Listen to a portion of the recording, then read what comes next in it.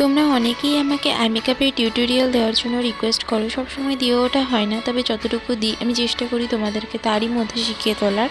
Bridal season তো শুরু হয়েই গেছে, তাহলে তোমাদেরকেও আরও নতুন নতুন কাজ শিখে ফেলতে হবে।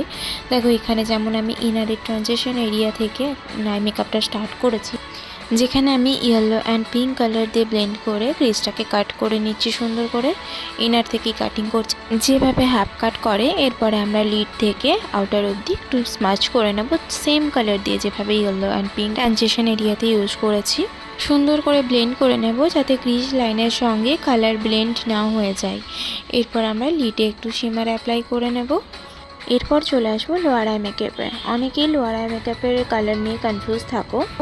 আপারে তোমরা যে কালার অ্যাপ্লাই করেছো সেই কালারটাও লোয়ার আই মেকআপের জন্য চয়েস করতে পারো, কিংবা লাইট কালার লোয়ার আই মেকআপের জন্য চয়েস করলে একটু বেশি ভালো হয়। এরপর ব্ল্যাক দিয়ে ব্লেন্ড করে নিলাম।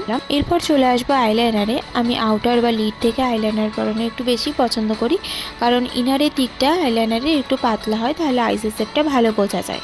এই ছিল ফাইনাল লুক। এখন যতটা লাইট কালারের উপর আই মেকআপ বা বেস মেকআপ করবে ততটাই সুন্দর লাগবে ব্রাইডদের দেখতে। কেমন লাগলো জানিও অবশ্যই।